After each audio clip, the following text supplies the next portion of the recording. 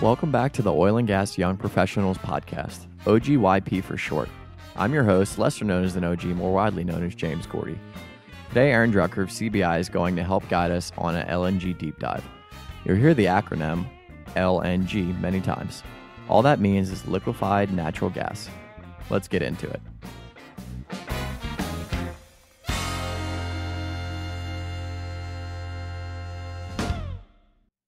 All right. Aaron Drucker, welcome to the Oil and Gas Young Professionals podcast. Thanks, James. It's great to be here. Glad we could get together and do this. So pretty excited about the show. Yeah, so just a little behind the scenes take here. So for everyone that's listening, we actually recorded this already, but due to my kind of recording incompetence, it was it just didn't come through, and I don't think that y'all want to sit here and listen to half of our silence. So here we are for take two. Turns out that you do have to turn the microphones on, and that makes all the difference in the world. Exactly. Okay, so Aaron, how exactly did you get into oil and gas? I see that right now you're working at CB&I, but can you kind of take us to how you arrived there? Yeah, sure. So brief little background. I'm a Houston native. I went to Texas A&M, and I majored in construction science.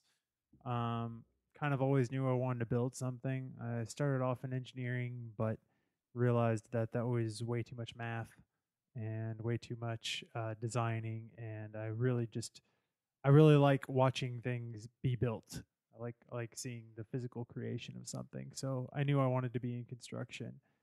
So I graduated from A&M and started off with a company that managed the construction of large diameter water lines. I worked in Houston, but they had offices all over the country. So I basically started off managing the construction of 36-inch, 42-inch, 48-inch, 54-inch, and larger water lines being built kind of all over Houston. So that was a lot of fun. So what size of these water lines would you need to house all of the tears coming from Johnny Manziel these days? I think you need like a 96-inch. 96, okay. Something like that. Or at least, I mean, maybe that's what he uses to do coke now. I don't know. Allegedly do coke, guys. Allegedly. We're not here to make any allegations. Allegedly in pictures. But no, it's actually, the just not to get too far off onto something not oil and gas, but the pipelines, it's a little bit more of a complicated operation than what you might initially think. Just installing large diameter water lines, say 20 feet underground to top of pipe in the middle of a city with traffic control and all the rest, and trying to figure out a place to put lay down for miles and miles of large diameter water line, and trying to figure out the logistics around that. So it's actually a little bit more complicated than what you might initially think. But the most fun thing about it was that when we inspected the water lines, we did so on a skateboard. So that was awesome. And that the skateboard inspection, that's OSHA approved, correct? Absolutely, it's OSHA approved. Okay, so you started kind of not in the oil and gas industry, but seems like you maybe had some transferable skills that helped you jump over. Yeah. So I mean, I had experience in construction management and with estimating and basic construction methodologies, and I applied for a job at CB&I as an estimator, and so I started off as a discipline estimator, doing a lot of material takeoffs for piping and some civil, structural steel, basically whatever they threw my way, with the exception of E&I, because those guys they hold on to their little black box way too much. But yeah, it's still, and actually, as a sidebar, I've been in the industry now for nearly 10 years. I still don't know how to do E&I. I just know that there's some cables involved, some transmitters, some input output, and I've exhausted my knowledge. Do we know what E&I stands for? Because maybe for some people that are less familiar. Electrical and instrumentation. So for all you electrical engineers out there, you're awesome, but mainly I say that because I don't know what you do. All right, so we have any electrical engineers out there? Maybe we can put you in touch with Aaron, and we can drill down further on what exactly E&I guys do. Yeah, no, and don't get me wrong. I know that you guys definitely do something, and clients definitely pay a lot of money for it. I just don't understand it. So that's a me problem. I can own that. Okay, so we started out doing some estimating at CB&I. How did you get, progressing through the company? What was it like to start at such a big corporation and kind of try and find your footing? Well, first off, I think you kind of do have to take it a little bit into context. CB&I has grown just exponentially since I first started with the company. We did about $12 billion worth of revenue last year, and when I started with the company in 2007, we were down around say $2 billion. So we're a much larger operation now than back then. So that has now worked in hindsight. That's worked out to be to my benefit, just because I didn't start off in a huge corporation. A huge corporation grew up around me. But CB&I was great in that they kind of let you do whatever it is that you wanted to do in terms of opportunities. If you were up for an opportunity and you wanted to put in the hard work, they let you do it. And so I was fortunately able to move around from discipline to discipline to a certain extent, and then from location to location. Yeah, so a lot of, especially the young demographic that's going to be listening to the show here, they hear about expat assignments in oil and gas. And, based on just talking to you offline and just kind of getting to know you, you have had the opportunity to travel and work abroad, a pretty good amount. Yeah, I have. So I've spent 2 years living in Peru and 2 years living in Australia with CB&I, and then kind of traveling everywhere in between. I've spent some time in London and spent some time in Singapore and Japan. So I've had some pretty good fortune to do a fair bit of traveling. So yeah, it's definitely, when I went to Peru for the first time to live for 2 years, I was 24 years old. So it's definitely an eye-opening experience to be able to live in a country like that. Let's take a step back further here. A lot of people, like we said, they're going to be interested in expat assignments. How did you make that jump? Did you just ask your manager that you wanted to, hey, I'll send me to Peru? Oh, I was a pest. Yeah. I was a pest. Not specifically for Peru, but I had a really excellent estimating manager then, guy by the name of John Crane, that it was just one of those things when you're young and you're stupid and you don't realize how lucky you are. I lucked into having a great boss and putting up with me pestering him to travel, and he was kind enough and a good enough of a guy who believed in his people to help try to make your goals come true. And he sent me out on a couple of assignments, kind of domestic assignments prior to going overseas. And when I went overseas, I got onto a project permanently, and he was a good enough manager to let me do that. And then when you're doing these assignments, what is your kind of work-life balance like? Do you get to enjoy the cities? Did you see Machu Picchu? Do you have a pretty good feel for the culture there, or are you kind of just working a lot? Well, so every expat's going to have a different story, and the stories vary from country to country, from employer to employer. In my specific case in Peru, I certainly was able to get a pretty good hold of the culture and travel around the country. The project site was 162 kilometers south of Lima, so we were able to go into Lima not every weekend, but probably every other weekend. So I spent a lot of time there, and of course, most of the job site itself was, I believe, 93% Peruvian labor. So you're immersed in the labor. I mean, you're immersed in the culture just by working with the people around you. So you maybe weren't in the 1% quite at this point in your life, but you've made it to the 7%. Exactly. Within CB&I at least. Exactly. Well, not even in CB&I. I made it to the 7% on one project. Oh, you got to start somewhere. Yeah. Okay, so you mentioned that you Yeah. worked in Australia as well as Peru. Can you kind of compare and contrast what it's like to work in maybe a more developed country versus developing there? Yeah. I think that the contrast between a developing country and a developed country are, it's when Australia to me, and I lived in Perth. Australia to me is a lot like Texas, like Perth is a lot like Texas to me. The differences in Western Australia and Eastern Australia is a lot like the differences between the North and the South in the U.S. And the cultures, with a British background, they're all kind of, 7 degrees of separation. They're not drastically different. Whereas with Peru, that being a developing nation, it was a lot different.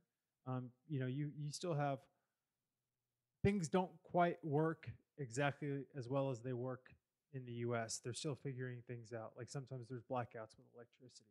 Sometimes the police don't exactly know what to do in every situation. The government is still trying to figure out how to govern. You have, And then some people would say we're still trying to do that over here, correct? oh yeah, absolutely.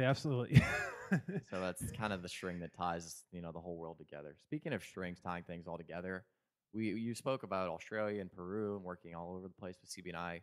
The kind of the strand that tied you together with all these projects is liquefied natural gas. Absolutely. So we've got natural gas. It's oil and gas, and a part of that is going to be natural gas. What is natural gas, and can you kind of talk about how people confuse methane and ethane with interchangeably with natural gas? They're not exactly clear what the difference is. Yeah, sure. So natural gas is kind of all of the above on that. So it's 93 to 96% methane, depending on where you're getting the gas from. But so basically majority methane, and then you'll have roughly 3 to 5% ethane, 1% butane and pentane, or sorry, 1% propane and butane, the rest pentane, and then you'll have some non-hydrocarbons in that mix, like carbon dioxide, H2S, and water. Okay, and then so now that we are kind of educated, thanks for that knowledge you just dropped on us. Let's go to liquefied natural gas. What is LNG? So LNG is basically natural gas that has been treated. So by treated, I mean they've pulled out the H2S, they've pulled out the carbon dioxide, they've removed any natural gas liquids. So going back to the propane and butane and ethane, they've removed those if there are any present. And basically, you're just getting down to as much, basically as pure methane as you can get for the most part. And so you're taking that and you're condensing and refrigerating it. So the guys in the LNG industry take a lot of flack sometimes for the process being simple, and it isn't, but essentially we're a larger refrigerator. So we cool the gas down to negative 161 degrees Celsius, and that reduces the volume of the gas by 600 times. Okay, and then you just kind of talking about the purpose of doing this whole process here, sort of like how the Rockets fan base has kind of tailed off at some of the games I've been going to lately. There's a purpose in freezing it or liquefying it, as you call it, right? Right. Yeah, and definitely not freezing it. We went through that in the warm up. If you're freezing your LNG, you're going to run into some problems. So when you liquefy it, it shrinks to 1/600th of the volume. Exactly. And what are the benefits of that? Why do we need to do that? So the benefits are around travel, or in not travel, but transportation of the gas itself. So the vast majority of gas around the world is transported by gas pipelines, and much to the chagrin of everybody that opposes pipeline from Canada, drawing a blank. Oh, now. the Keystone XL Keystone. pipeline. Yeah, to much to the chagrin of everybody that opposes Keystone XL, natural gas pipelines get built every day. There's probably something like 10,000 miles of pipeline getting built this year. Yeah, that's really a little known, fact, I guess, or however you want to talk about it.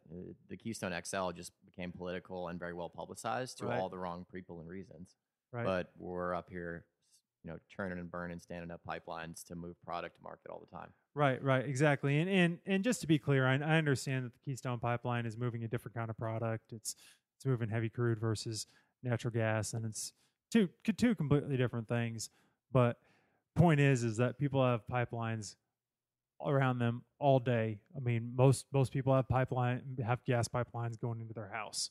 So yeah, and pipelines are the safest way to move, hydrocarbons from point A to point B. Absolutely. And it's also, very efficient. Absolutely. Okay, so we're moving them into pipelines and everything, and we've got to shrink the volume so that we can transport it. Why are we trying to transport it and put it on a vessel? So really, the basic reason is economy. So at a certain point, it becomes too expensive to transport gas via pipeline. Now, most of the time, that happens when you're talking about transporting gas from one nation across an ocean to another nation. But you even in the context of, say, Peru LNG exports gas to Mexico. So technically, you could build the gas pipeline from Peru to Mexico. They're connected by land. You could build the pipeline through Ecuador, through Colombia, through Panama, through all the rest of Central America and into Mexico. You could do it. It's just not cost efficient. Okay, so planes, trains, and automobiles of the oil and gas industry for natural gas. We're trying to take it to, originally Japan. And what's sort of the reason behind that? So the reason behind that is Japan, unfortunately, is a very resource poor nation. They don't have a lot of fossil fuels, if any, and they actually, unfortunately, haven't even been that blessed with geothermal capabilities, despite all the volcanoes and tsunamis and earthquakes. So they've had to figure out a way to import their energy or produce it via nuclear, which was part of the reason that Fukushima disaster 3 years ago was such a big deal for their country, because that's one of the largest sources of power. Okay, so around what time did this Japanese LNG demand pop up? So really, the first LNG, the first commercial LNG came about in 1961. So technically, the sort of the LNG snobs will point to that. But really, the industry didn't start going looking anything like what it looks like today until the early 70s. Okay, and then just kind of focusing more on the U.S. here, where do we come into this whole picture? So the U.S. is a relatively new entrant for export. And again, everybody will point to the Kenai, Alaska facility, the ConocoPhillips facility that was in 1961. And yes, that technically was the first American LNG export facility, but that's a little bit of a different story than what America is experiencing now. Okay, so sort of in the recent history, and people like myself, before they were educated by individuals who were more well-informed, such as yourself, sort of associate the name Cheniere with LNG. That's sort of synonymous together.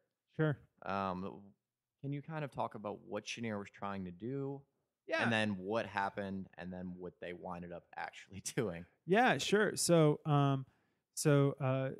Cheniere and their founder and former CEO and director, Sharif Suki, really an incredible story.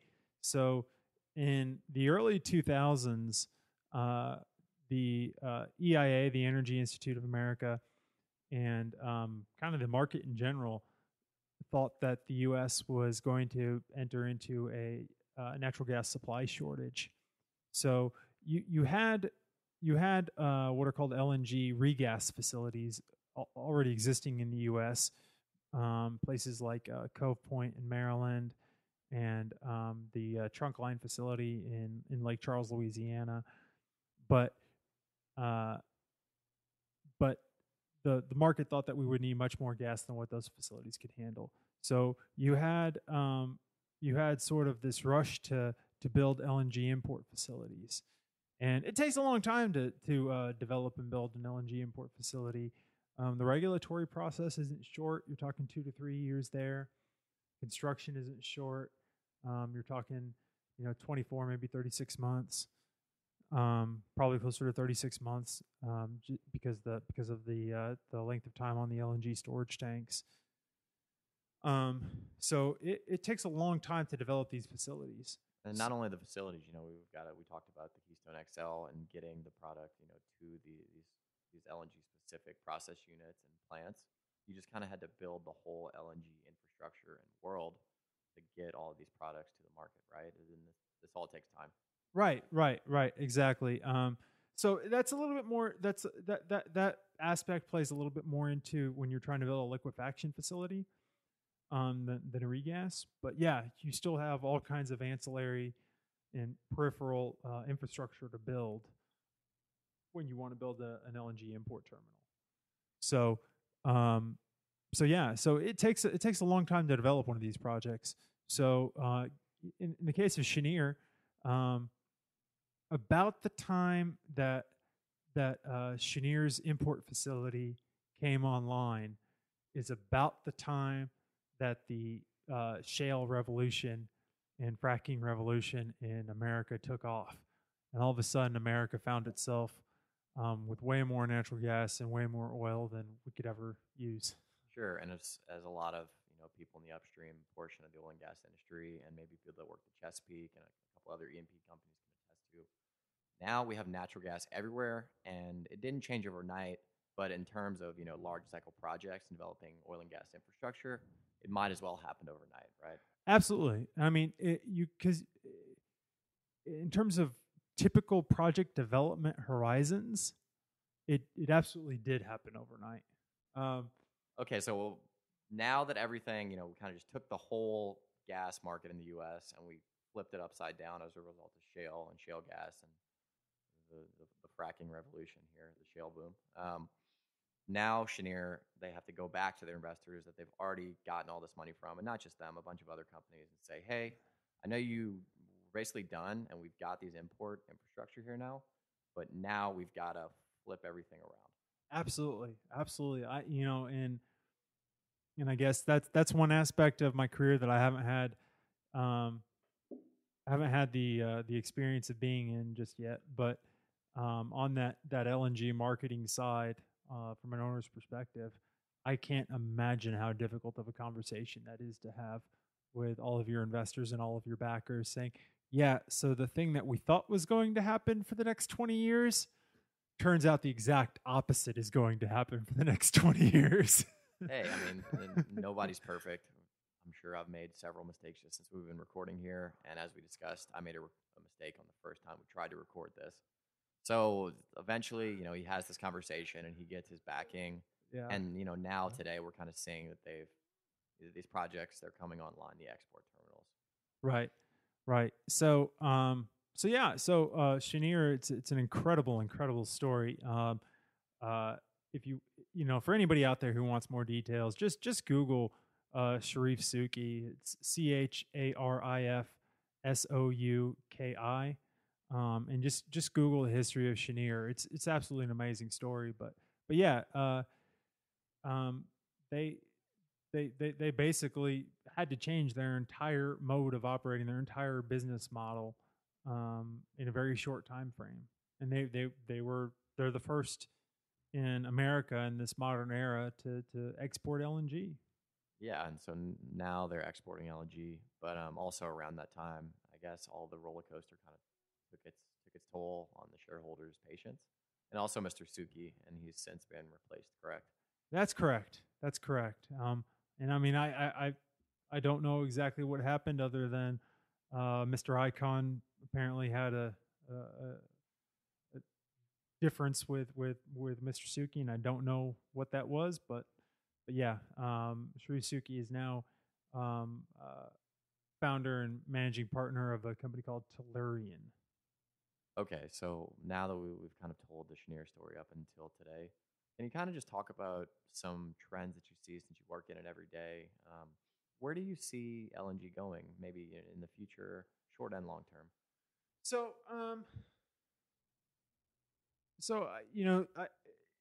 it's kind of hard to say what exactly is going to happen in the true short term because everything happens in the long term in LNG.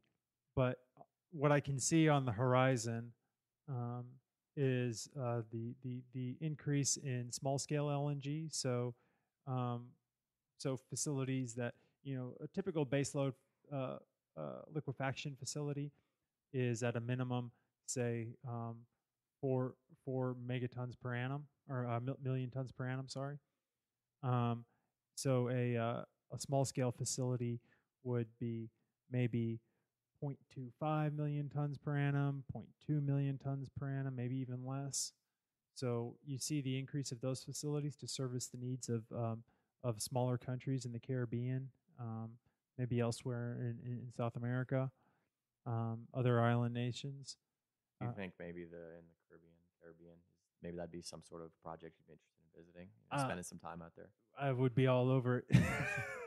Anytime they need any sort of LNG facilities built in the Caribbean, they can send me. Okay. So yeah, I see that. And then, sort of the backbone of the LNG industry has been long-term sales agreements. So meaning, these facilities are incredibly expensive to build, billions and billions of dollars. So in order for anybody to put up the money for that, whether it's a big company like Exxon or private equity investors or banks or XM facilities, whatever. In order for them to put up any kind of money, they need to make sure that they're going to make some sort of return, and that return is guaranteed through 20-year long contracts for guaranteed volumes of LNG delivery.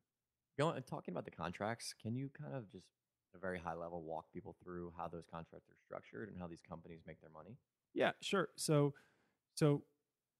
I'll just, there's a lot of things happening right now in contracts, particularly with US LNG, that's changing the commercial structure. But I'll just go over sort of the traditional commercial structure of LNG, kind of coming out of the South Pacific and going to Japan. So these contracts are structured anywhere from 15 to 20, maybe even 25 years long. And so the contracts are based upon a guaranteed delivery per year of LNG. And sometimes it's the buyer's responsibility to ship the gas. Sometimes it's the seller's responsibility to ship the gas. It just depends on the contract. But at the heart of it, it's guaranteed volume, and that volume is then multiplied by a unit price to get a total price of the contract. And so that unit price of the contract floats on what's called the Japanese crude cocktail. So. What sort of cocktails are we talking about here? Are these Midtown Nothing cocktails? good. I'm telling you that right now. It involves way too much math. Okay, well, maybe we'll get one of those cocktails after the show. Yeah. No, I'd be up for that. I'm not be up for a Singapore Sling. Maybe not a Japanese crude. But it's basically just it's a price based on the price of crude oil.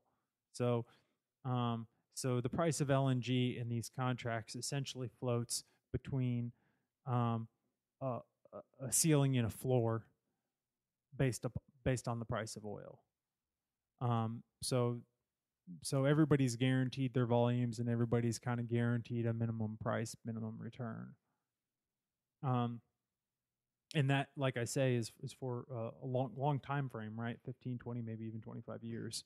So the difference now is, of course, everybody sees the price of oil every day. Everybody sees the price of oil move up and down every day. It's its own true commodity. It is a commodity, right? That fluctuates. And you can pay $35 for a barrel of oil today, and you can pay $40 tomorrow and $20 the day after that, depending on the price of the commodity. So right now, LNG, like I said, doesn't really function like that. It doesn't have a daily price, really. There is a spot price of LNG, but nobody builds projects based upon that price. They build it still based upon those long-term contracts. And so really what I can see happening in the next, maybe 20 years is LNG becoming its own commodity, and it being traded globally, natural gas being traded globally in the same way that oil's traded globally. Okay, let's do a couple quick fire things here to round it out.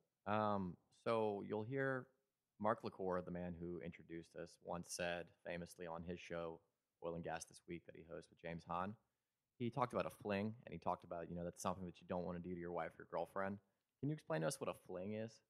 A fling? Yeah. I have no idea. Isn't that the large floating liquefied natural gas vessels? Yeah. You have me in some hot water there for a second. Yeah, so that's a FLNG. Yeah. So that's floating liquid natural gas. Just in case anybody's listening, make that clear. Floating liquid natural gas. Yeah, just in case your wife's listening to the show. Yeah, this is all PG fun here. Yeah, you have no idea how much trouble you're getting me in. But floating liquid natural gas. So I'll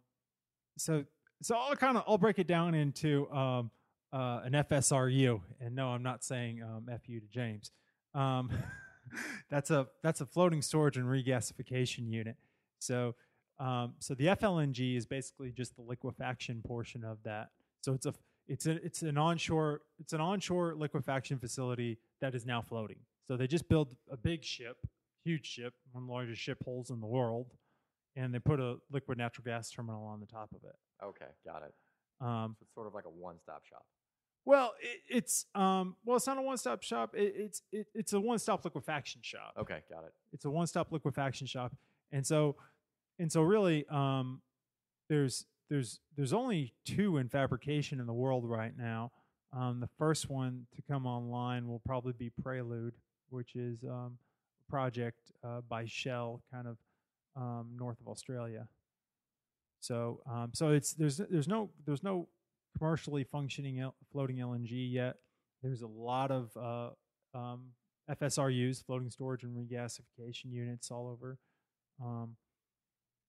Several in India, several in Brazil, several elsewhere. So okay, so there's no actually realized in today's world flings, and there's also no commercially viable fling in your personal life.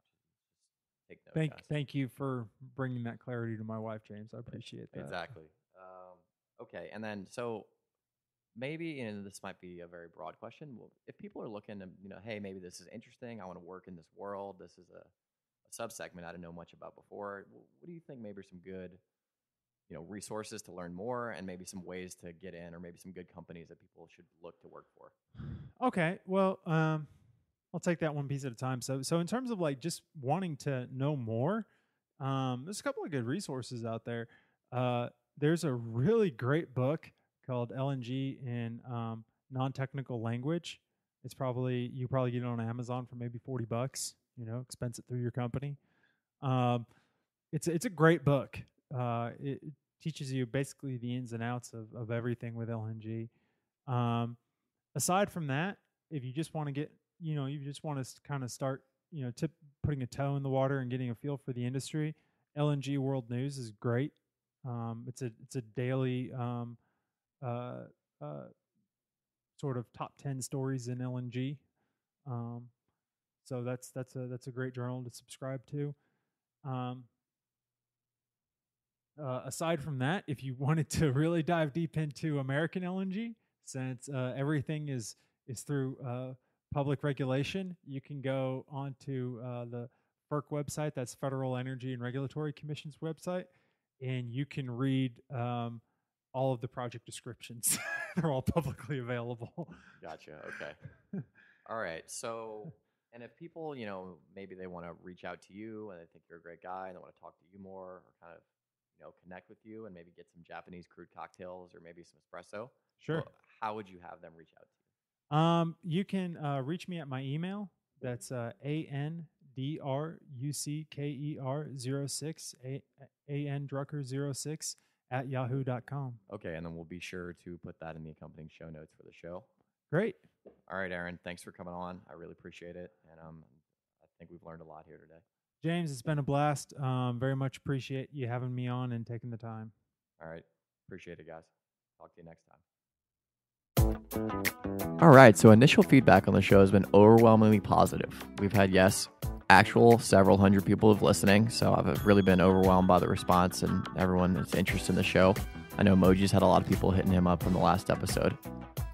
What we want to do is cover everything that you want covered, offer some education, and kind of just unite the under 35 oil and gas. It's the next generation, and this is the show for and by us. So having said that, please, if you have any suggestions or there's something you'd like covered, reach out to me. And what we're going to do is provide all of my contact information in the show notes. And however you'd like to contact me, I will respond. I'm readily available, and I try to stay on top of everything. All right, so moving on to reviews. We got 2 reviews for the show. And what we're going to do is every time you leave a review, you're going to get a shout out on the show. I'm going to read the entire thing. So having said that, we're going to read the first one here.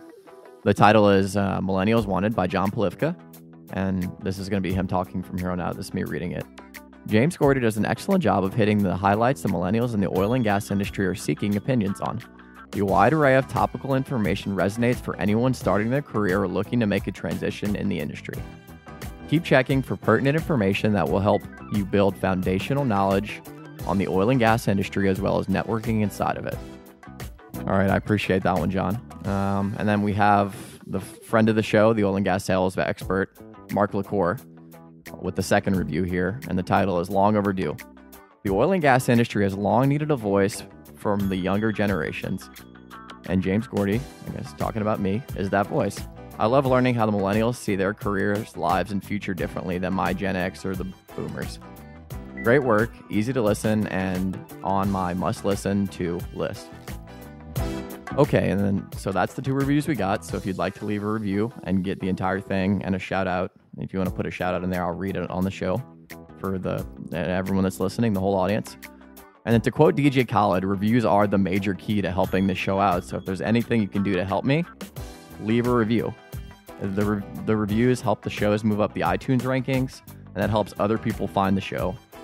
You can do that directly by going to jamesgordy.com/review. That's jamesgordey.com/review. And this episode is going to come out on Wednesday, which is going to be April 27th. And this Saturday coming up, the API Young Professional Group that I'm a part of is hosting a real live opportunity to tour an offshore rig in Baytown, Texas. All you have to do is be an API member. So we're going to put the link to sign up in that as well, but it's apiyp.org. And this is really a terrific opportunity. You'll get to tour the rig and also get some really great networking opportunities. You can meet myself and the rest of the API team, Mark LaCour, and a bunch of other really great people in the industry.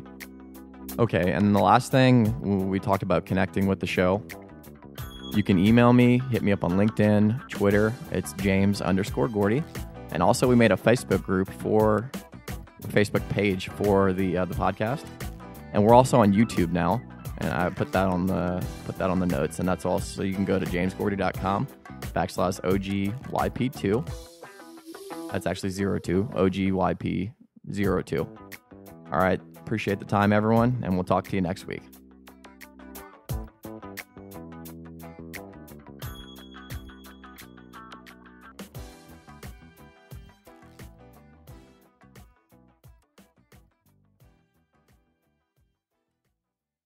That's the kind of change that it was. So you're at least going to need 2 phones in this situation. At a minimum.